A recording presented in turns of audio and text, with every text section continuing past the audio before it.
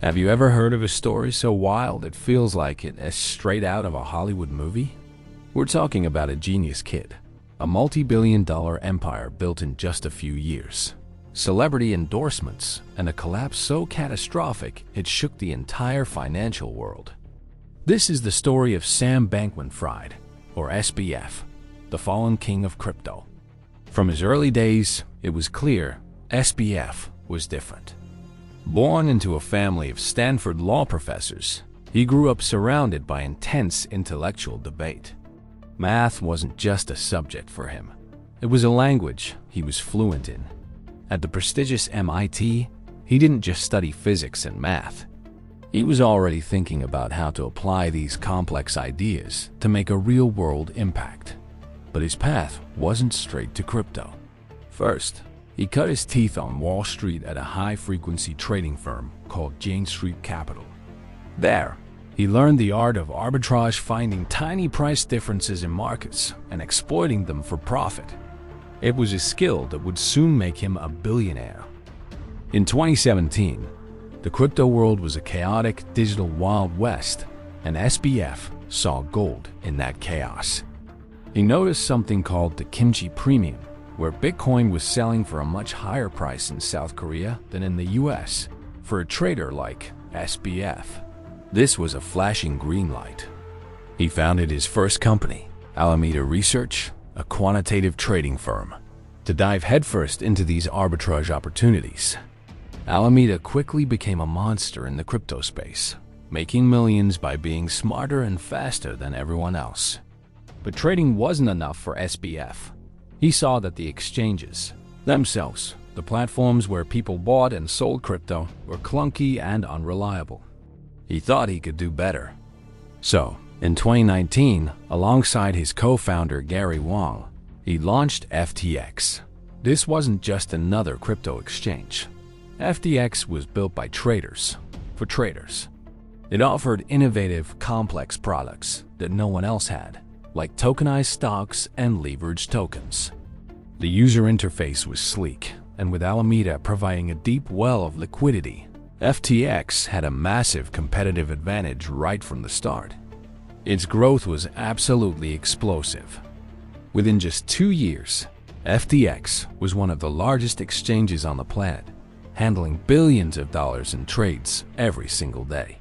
SBF, with his signature messy hair and casual uniform of a t-shirt and shorts, became the face of the crypto boom.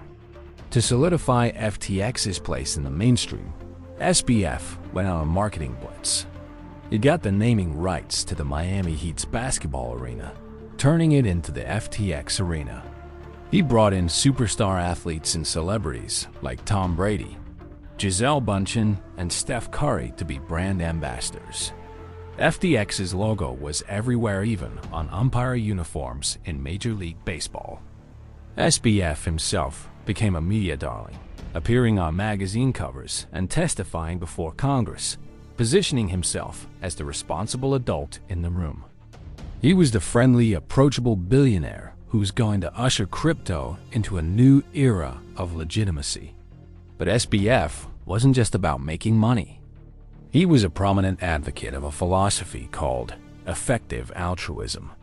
The idea is simple: make as much money as you possibly can, so you can give it away as effectively as possible to solve the world's biggest problems.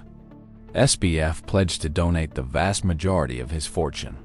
Through the FTX Foundation, he poured millions into causes like pandemic prevention and global poverty. This public image as a selfless philanthropist made him even more revered. He wasn't just a brilliant entrepreneur. He was a moral leader. People believed in him, they trusted him, and they poured their money into his platform. He was seen as the perfect blend of ambition and ethics, a stark contrast to the greed often associated with finance. But behind the curtain of celebrity endorsements and philanthropic promises, deep-seated problems were festering. From the very beginning, critics raised red flags about the relationship between FTX and Alameda Research.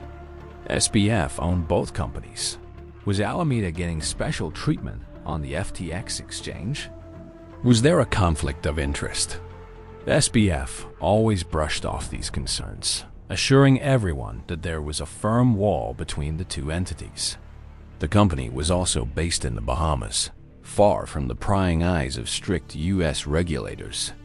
This allowed FTX to offer risky products that were banned in other countries, attracting thrill-seeking traders, but also adding a layer of hidden danger.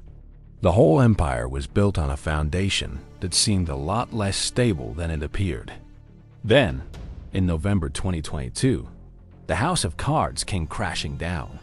A leaked report revealed that a huge portion of Alameda Research assets were not in stable currencies or diverse investments, but in FTT token created by its sister company, FTX. This meant Alameda's financial health was dangerously tied to the value of a token that FTX itself had essentially printed out of thin air. When this news broke, panic erupted. The CEO of a rival exchange, Binance, announced he was selling all of his FTT holdings, triggering a massive bank run on FTX. Customers rushed to withdraw their funds, but the money wasn't there. The wall between FTX and Alameda was a myth. It turned out that FTX had been lending billions of dollars of its customers' funds to Alameda to make risky bets. When those bets went bad, the money was gone. FTX, once valued at $32 billion, was insolvent. The collapse was swift and brutal. Within days, the company filed for bankruptcy, and SBF, the boy-genius billionaire, resigned in disgrace. The fallout was a nuclear winter for the crypto industry. Billions of dollars of customer money vanished. Trust in the entire sector was shattered. The FTX arena had its name stripped. Tom Brady and other celebrities found themselves named in lawsuits. The dream was over. The aftermath was a legal and financial hurricane. SBF was arrested in the Bahamas and extradited to the United States to face a battery of federal charges, including wire fraud, securities fraud, and money laundering. His trial became one of the most watched financial crime cases in recent history. His former top executives, including his co-founder Gary Wang and his ex-girlfriend Caroline Ellison, who ran Alameda, pleaded guilty and testified against him. They painted a damning picture of deception, arrogance, and a staggering misuse of customer funds. SBF maintained his innocence, claiming it was all a result of poor risk management, not intentional fraud. But the jury didn't buy it. He was found guilty on all counts. The story of Sam Bankman-Fried is more than just a tale of a failed company.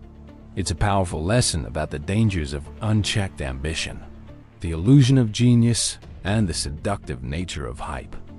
SBF's rise and spectacular fall serve as a stark reminder that in the fast-moving world of finance and technology, transparency, regulation, and old-fashioned ethics are not optional.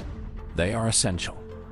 His journey from an MIT whiz kid to a convicted felon has left an indelible scar on the world of cryptocurrency, and his legacy will be debated for years to come. It's a cautionary tale for the ages, showing just how quickly a crypto king can lose his crown. Thanks for watching. If you found this story as fascinating as we did, be sure to hit that like button and subscribe for more deep dives into the stories that shape our world. See you